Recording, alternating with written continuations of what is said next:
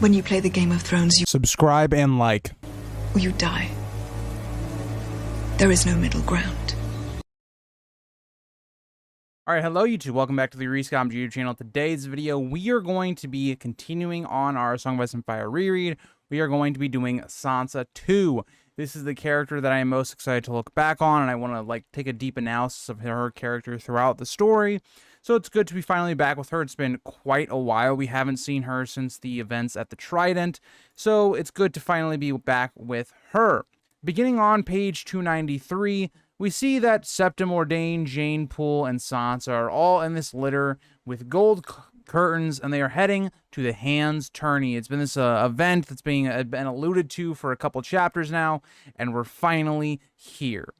Now, what is something that I want to note here is that there's these golden curtains that which Sansa is seeing the world through, where she can still see everything, but it appears that everything is golden because of these curtains.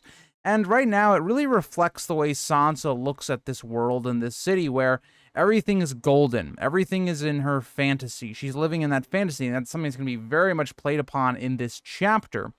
But that's kind of what Sansa is, her outlook is right now on this world. Sansa notes how the tournaments are so great. There are tons of tents outside the walls and thousands of common people showing up to see the games, and the beautiful horses, and most of all, the knights. So we really get this idea of a grand specter. So if you take the image I took from the show, this is not at all what the tournament looks like at all. There are thousands of tents everywhere. There's thousands of people around. This is a very big event for the entire country, not just, say, the Crownlands or the King's Landing population. This is big for everyone. And that's something that we're going to note upon a lot, is there's just people from everywhere along Westeros competing in this tournament. Sansa notes that it is better than the songs, again showing how young Sansa is, still thinking everything is a song. But Ned had set them aside a place for them. Now, something that's going to be very interesting is that Ned is not actually with Sansa and Mordain and Jane Poole like he was in the show. Ned definitely has a disdain for this and does not want this to be going on. Now, this place that's been set aside for them is with the High Ladies and the Lord. So again, it's very fitting of Sansa's position. And Sansa notes how she's very beautiful today. She's wearing a green dress that brings out her eyes. And again, it shows that Sansa very much cares about her appearance, which makes sense, right? A lot of women in this society, if you are not a very attractive woman, your role in society is very much lessened. Because of the ability of what women are really seen as in this world, as you are to give us children, and then you're really just kind of discarded. It's the exact role we played with in House of the Dragon in first season, which is one of my favorite aspects, was Alicent and Rhaenyra's kind of back and forth. This is kind of why Sansa, and it's why it's so important that she's been told to look this part. So again, and she knows that all the eyes are on her, which may or may not be true, right? Sansa could be someone that just has a bit of an ego. She thinks that, you know, people are looking at her when maybe they are, maybe they aren't. Maybe they just see another little pretty face at this point. Sansa notes that they watched the heroes of 100 songs ride forth, each better than the last. She notes that all of the Kingsguard were participating in the games, and specifically notes how magnificent Jaime looked, still wearing the white cloak but in scaled armor, and was in gold with a golden lion helm and golden sword. So again, we see another character reference how awesome Jaime looks, that he looks very kingly, maybe. Again, playing on this idea of what a king should look like. Again, we go back to this idea that Daemon Blackfyre is that someone, for a lot of people, that looked very kingly. And that is kind of how Jaime looks at this moment. And that will get us into page 294. Sansa starts to kind of look around. She sees who's here. She sees Sir Gregor the Mountain, who is thundered past like an avalanche, because this is a really big guy on a horse. He's just going to look huge. She also sees Lord Jon Royce. Now, something she notes that I think is interesting, that I'm not sure if Sansa is saying it kind of as a joke, or she's just, you know, it's like a fantasy type thing. But she tells Jane that armor is thousands and thousands of years old, and that will protect him from harm, because it has like these runes on it and stuff like that. Which I'm not sure if this is like just Sansa making something up to be like, you know, mystical or whatever. But again, if it's not, it really shows her youth. We also see Lord Malister, who we saw in Catelyn's chapter. We see Thoros, the Red Priest, who they seem to kind of giggle at a little bit, until Mordain tells them that he once scaled the walls of Pike with a flaming sword. Again, quite a heroic story. Other writers, Sansa did not know many hedge knights or free riders or heirs of lesser houses and the like. And again, Sansa thinks that one day these will be the songs that are about these men. Again, playing on her fantasies, which is ironic because she notes a few Freys will be tied to songs. But again, not the good ones, because there are Freys here as well. Jane Poole is scared of a certain exiled prince from the Summer Isles named Jalabar Exo. I'm not sure on the pronunciation on that, but then sees Beric Dondarrion with his red gold hair and his sigil of the purple lightning bolt, and instantly Jane Poole falls in love with him. So again, we're really just hyping up, romanticizing this tourney of this jousting that's about to go on. And again, it just shows how young Sansa is. And again, you have to think about it from this point of view. Sansa is this girl that definitely takes more of the Tully genes. She's more of like her mother.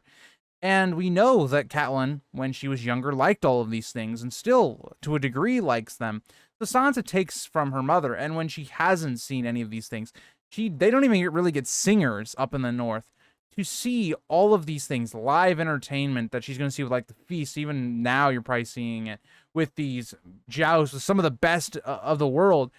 This is what Sansa has wanted her whole life. So again, there's things that we as the audience, just because of other characters, we know that, yeah, this is not the world that she thinks it is. But from Sansa's point of view and going into her head, you have to kind of realize why this is so important to her. Sansa then also notes the Hound is here and Renly, and some of Ned's men are actually going to compete, like Alan, Harwin, and Jory. They are all going to compete as well, to varying successes. Mordain says Jory looks like a beggar compared to everyone else, to which Sansa agrees. Again, it's painting this idea that the North does not really care about their looks. They don't care about being very flamboyant. They are more about getting the job done or all of that, whereas other people want to be seen doing these things and look really good. For instance, Loras' armor, Jaime's armor. There's a lot of these people that are very flamboyant about the way they dress. Renly is someone that's really going to be the epitome of that. So again, it very much is going to show that what are the Northern values. So that'll get us kind of into page 295. Well, we're kind of going to get a little description here of Jory. So Jory is dressed very plainly with no ornaments or sigils. Again, very weird compared to a lot of the other lords around here at this point. He kind of like looks like probably like a hedge knight at this point.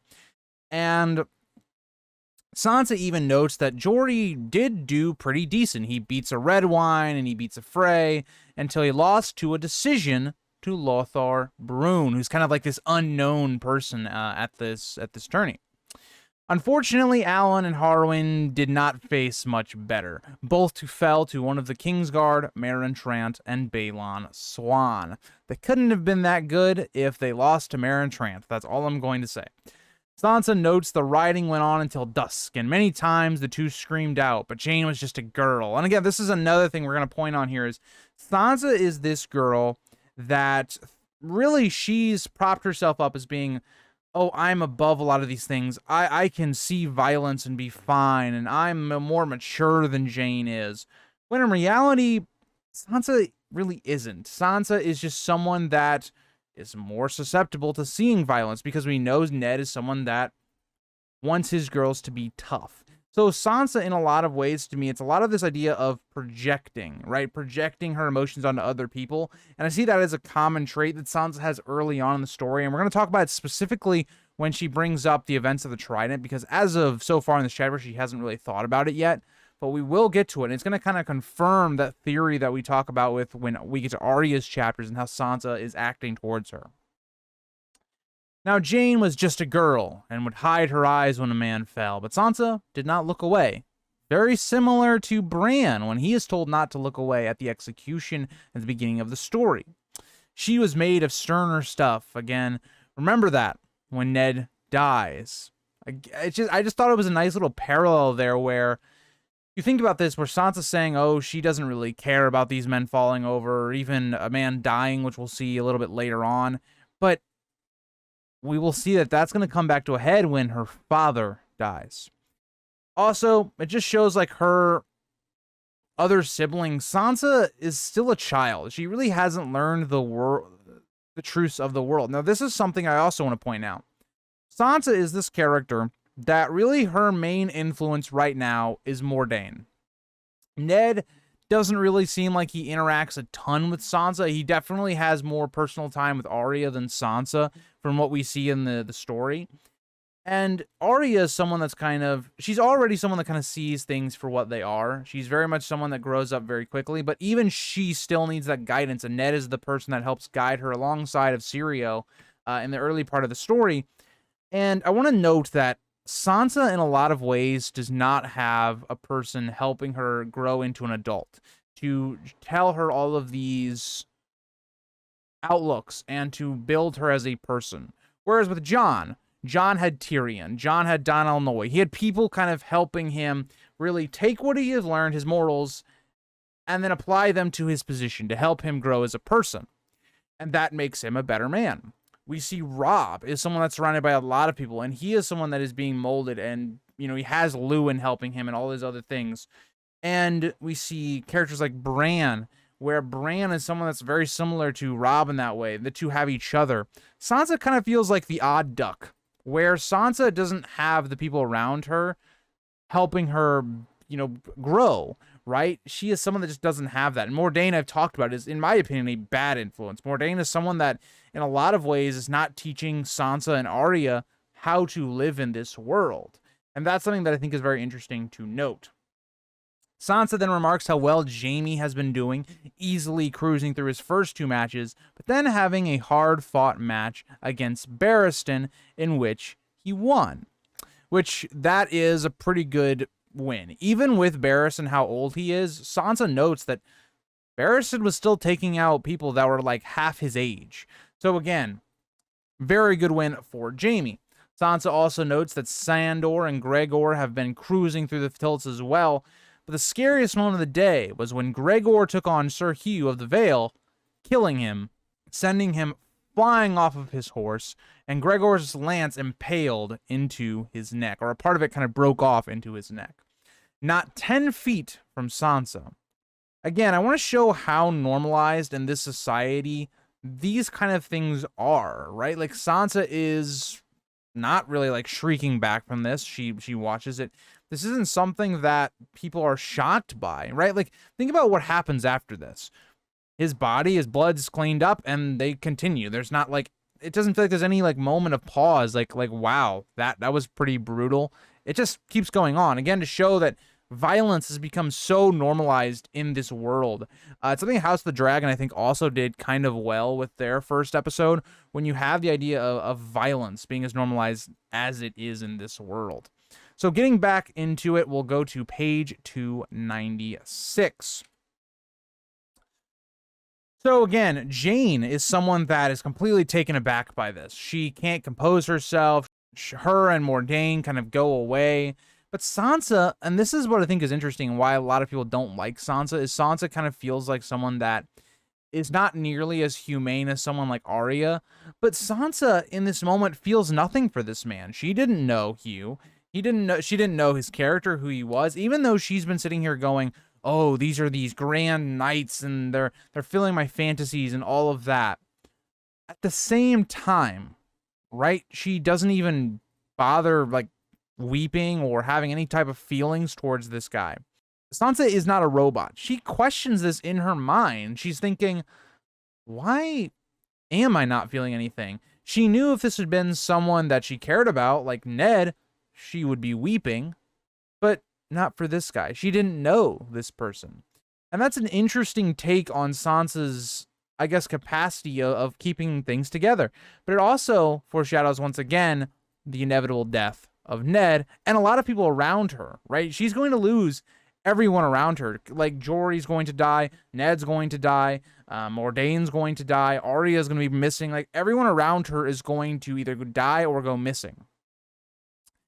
Now, we see something else that's kind of foreshadowed here, is that Sansa said she's used up all of her crying for Bran and Lady. Now, this is something that makes a lot of sense. If you're someone that has been through a lot of grief, if you're just compounded with something else right after it, you may just be out of crying. There's no more crying you can do.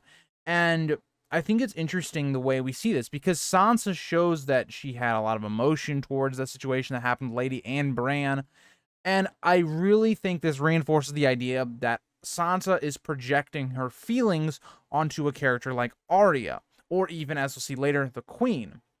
Sansa then thinks there will be no songs for him, which is sad, and his body was instantly cleared up, and the tilts continued like nothing happened. Again, shows a lot about this world, and think about the way Sansa finally becomes sad for this guy.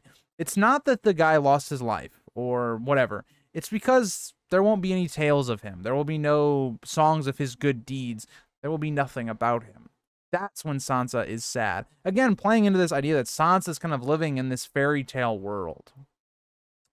Sansa notes that Balon fell to Gregor and Renly fell to the Hound, with a hard fall and a crack, which kind of sounded bad. It sounded like, Renly had broken something, but it seems that it was just an antler horn on his helmet that had cracked. But again, we really do see how loved Renly is he is someone that the people care about. They don't care about this Hugh dude. Like, just get him off and let, the betters start jousting. But Renly, there is a shock. But Renly gets up, he's not hurt or anything, and he ends up actually giving the broken antler to the Hound. Now, the Hound, he doesn't want this. He doesn't care.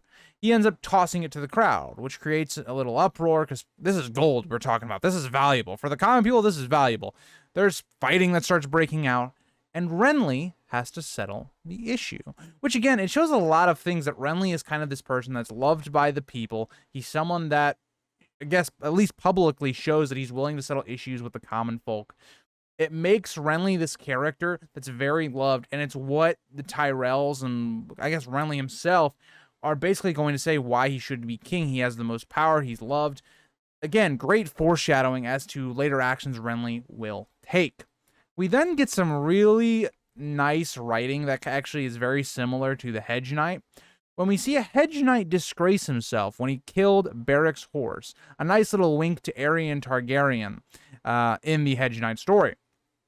Either way, Beric was unseated by Thoros in the next tilt anyway. Another nice little wink to the two of them eventually teaming up. And after everything was done, it was down to 4. And we'll get down to who the 4 was in page 297.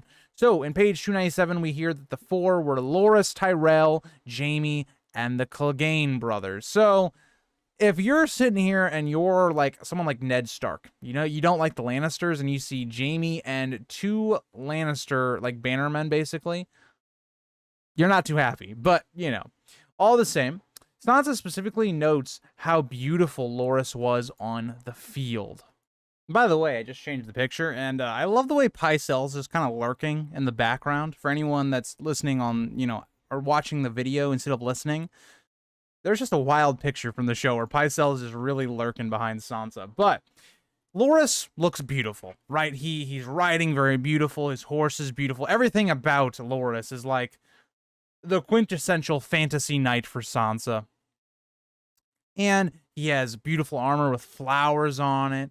And he was only 16, but has enhorsed 3 Kingsguard members just today, and in his last tilt defeated one of the Royces. Their bronze rune armor did little to protect him. Again, kind of circling back to Sansa's whole thing about that, I just find that very interesting about that. Now, what I think is interesting is, I'm not sure how these tilts even work. We're not given, like, a lot on how this tournament specifically worked, but Loras fought, it would appear, 4 people, and fought way better opponents than a lot of the other people did. So I thought that was a little interesting as well. How does that exactly work? But during his last tilt, he had come over to Sansa and given her a red rose, which was very special, because all the other times when he had done this, because this is something he does do, every time he would win a tilt, he would go give a rose to some beautiful maiden. And they would be white. In this situation, it is a red rose like we see on the background. Now, was this done intentionally, or was it just, oh, he ran out of white roses? Who knows? Because Loras himself isn't even going to remember the situation, and this is just for appearances, right? We know that Loras does not swing this way, so we know this is just for his kind of his image, right? So, again, Sansa, and again, I think with context clues, Sansa probably has every right to kind of think, oh, this maybe was kind of special, but at the same time, you are betrothed to Joffrey, so it's like, yeah, it's like, what are you going to do with this information anyway? But it's just something that makes Sansa feel very special. And this plays into her perfect day and her fantasies. At this moment, we see that this is kind of drawing some attention to Sansa, and Littlefinger has this really weird moment. It's even more weird than it is in the show. In the show, it's kind of like, okay, you know, Littlefinger's doing his thing, but Sansa is just kind of sitting here. Littlefinger comes up and says that you must be one of her daughters, and she has the Tully look. To which Sansa, again, uneasily says she is Sansa Stark. And this man is a short man who is near as old as her father, it would appear. It's a really weird situation that's going on right now. And she also notes that he was smiling with his mouth, but his eyes were not. Again, showing the idea that people in King's Landing, and Littlefinger specifically, say one thing, but their eyes say another. But this is also something to show that Sansa is not stupid at all times, right? She makes some bad decisions. She is still a child, but at the same time, she does see that this is kind of something that maybe she shouldn't be trusting. But Sansa does know that he is Lord, but she's not really sure who. And that's going to prompt in page 298 for Septa Mordain to step in, saying that this is Peter Baelish, who is on the small council. And I noted in my notes that Littlefinger goes basically full pedophile mode here. He's saying, your mother was once my queen of love and beauty, then touches her cheek, and then touches like a string of her hair, and then without saying anything else, just walks away. Littlefinger is just a creepy dude. That's all I gotta say. But at this point, Sansa's just like, okay, and then the day's events are over, everyone is tired, and the 3 matches will be held in the morning. Everyone is then to go to a feast where we will get some great food. There's a food description leading into this feast about the meat they're going to be served that's like, oh, it's been prepared all day. That made me so hungry. I was doing this whole script last night, and oh my god, I had to have a snack right after this. But with that being said, Sansa is actually placed to the left of Joffrey, which in my opinion is not a coincidence. They gotta heal that relationship. But this is a weird situation for Sansa because she hasn't talked to Joffrey since the Trident. She doesn't know how he's going to feel, if he's going to hate her. Because again, the last image she's going to have of Joffrey is the whole meeting with how Lady was killed and all this. It's not exactly a pleasant last meeting. And Sansa even notes, and this is something that I like, is that Sansa, again, is not a robot. She's very self-aware. She should hate Joffrey over what happened to Lady, but instead she projects that blame and that guilt onto the queen. Again, because she really likes Joffrey, because he's handsome, he's her prince, and all this blah, blah, blah, blah, blah. But that's where she projects those feelings of hate towards. And she even rationalizes this by saying, well, the queen is the one that gave the order, so she's the one that did it. And that's fair enough, but Joffrey is the reason any of that really happened. And again, there's some accountability that Sansa is not really taking with that situation as well. There's guilt on her as well. Now, she also then switches to, well, Arya was also to blame. None of this would have happened if it wasn't for her. Which, again, is Sansa projecting her feelings of guilt and her feelings of losing Lady onto Arya. Sansa even notes how splendid Joffrey looks. She is surprised when Joffrey basically looks at her, kisses her hand, and says Loras has a keen eye for beauty. To which she says he is too kind. Again, I want to point this out here, is that Sansa already has feelings for Joffrey. He is this person that is very handsome to her, that she really likes. So when he is doing these things now, it's going to back up her feelings. Her feelings are that she's basically trying to tell herself that Joffrey wasn't the reason Lady died.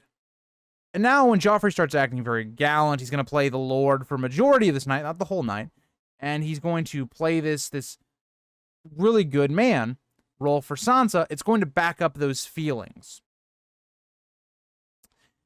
And again, I think this is a scene that, of a lot of the scenes we don't see in the first season of Game of Thrones, this is one of those scenes that I wish would have been on the television. There's just a lot here that goes a long way for establishing Sansa more as a character, and why she continues to like Joffrey, even though all the rest of our characters do not. So getting into page 299. Sansa states that Loras is a true knight and asks if Joffrey thinks he will win. To which Joffrey says no, that Jaime or the Hound will beat him, but eventually he will beat them all, which is a lot to say, seeing as though Jaime is probably one of the best jousters of all time, one of the best swordsmen of all time.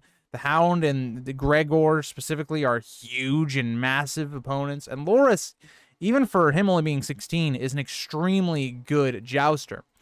The rest of the night is filled with drinking as Joffrey ordered wine for not only her, but also Mordain. And there's something that I think is interesting, is that Joffrey, it seems like he's trying to get Mordain drunk and paying attention on just her drinking and things like that, so that he and Sansa can have some one-on-one time, basically.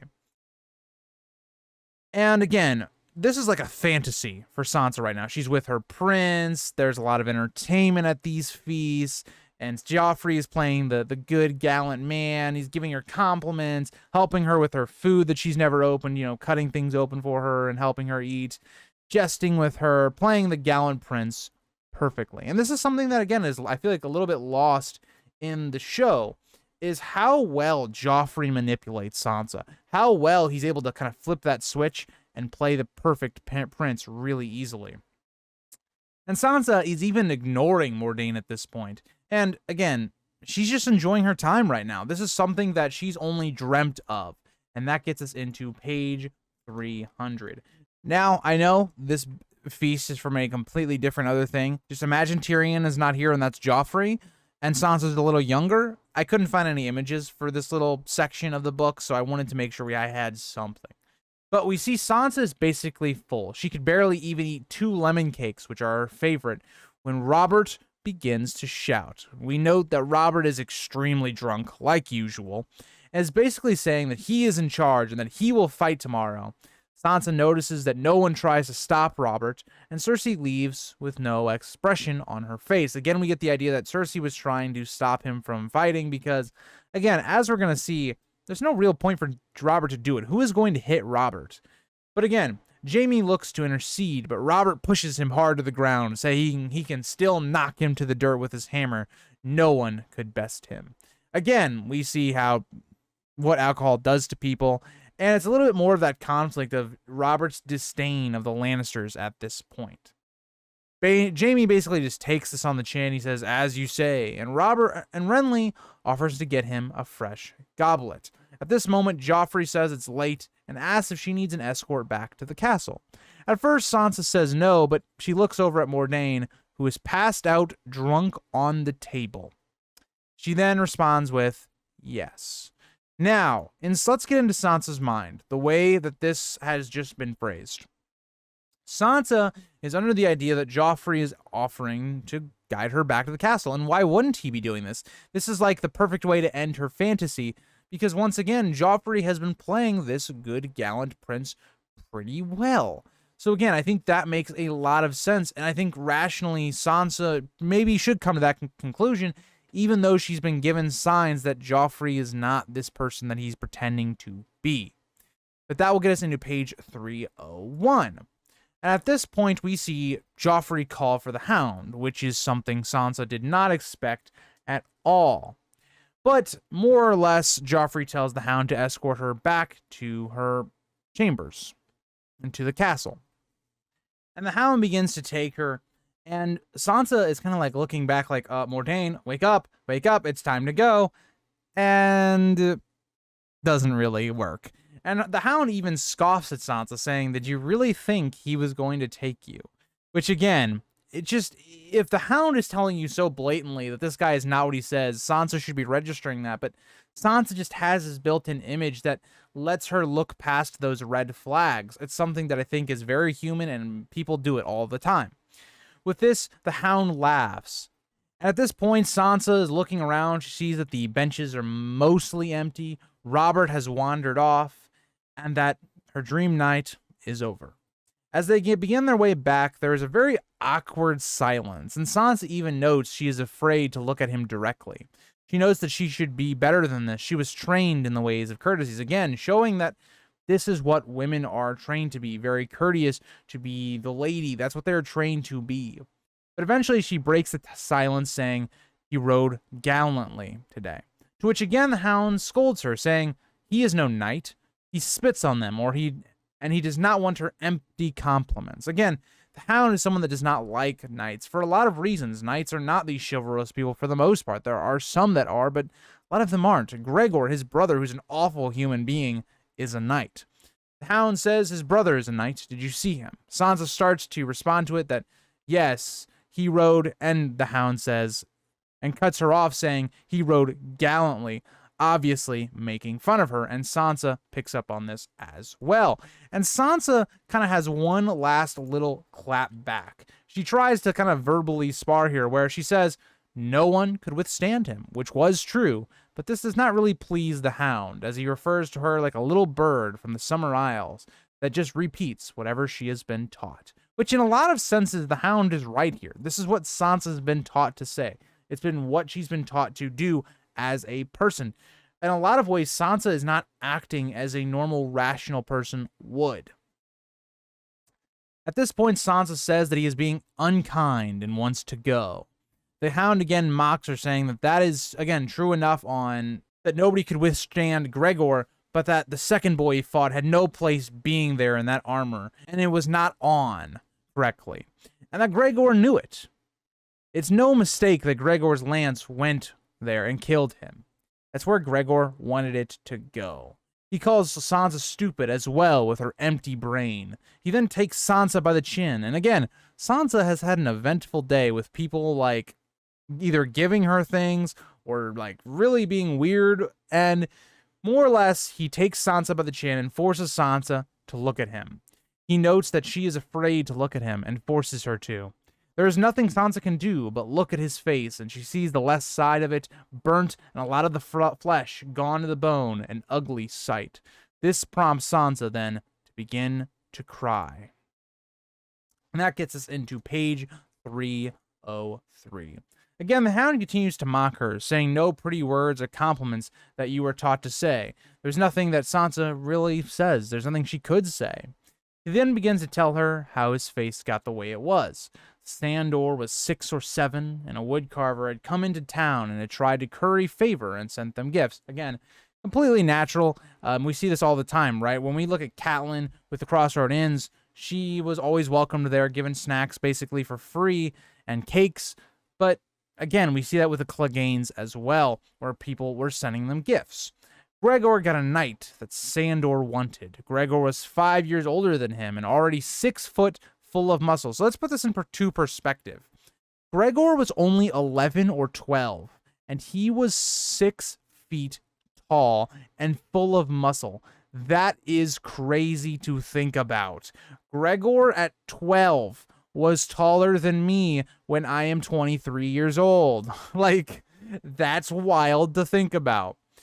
But Sandor got caught with the toy, and Sandor even notes that when he was playing with the toy, he was kind of full of fear as well that Gregor would catch him. But Gregor says nothing when he comes in. He puts his head into a lock and puts his head in the fire. It took 3 men to get them off each other. But an interesting quote we get here is that, what do the Septons know of 7 hells? They have not been put in the fire. Again, a nice little moment there where we really see who the Hound is as a person, but we also see, like, what do the Septons know, right? What is the power here, right? Is the fire god the actual true power? There's just that kind of a little bit of that questioning of what is the true religion within this world. His father then had told everyone his sheets had caught on fire, and the maester gave him ointments. Instead of being punished, the mountain was made a knight 4 years later by Rhaegar Targaryen. Again, showing the idea that not only did the Hound just get completely screwed over, right? He just was playing with a toy, and his face, and he was nearly killed, specifically. And his father lied about it, covered it up, did nothing. The Mountain didn't pay for this at all, for basically attacking his brother. And at this point, Sansa isn't really scared anymore. She feels sad for Sandor. She even tries to comfort him, saying that he was no true knight, and that she was now more scared for what he would do, or for him, than she was scared for herself.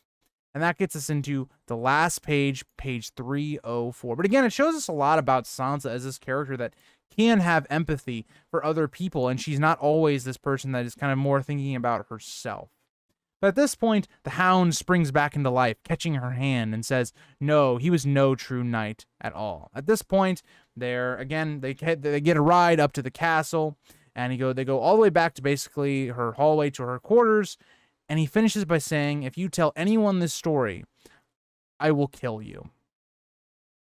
A big way to end this chapter, right? He says, if you tell Joffrey, you tell Ned, I'm going to kill you. So it really heightens the stakes. Again, Sansa, these should all be learning moments for her, seeing what the world is really about. The Hound is really the only person that's actually been forthcoming and honest to her about what this world is and who people are as a person and who people are. Like, knights are not these people you should be looking up to.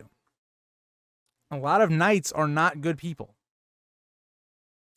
So again, thank you guys all for watching this chapter. I really enjoyed this one. I think this is definitely, Sansa definitely has some good chapters. Her first and her second one are both fantastic. And I hope you all enjoyed. And I'll see you guys all in the next video. Bye, guys.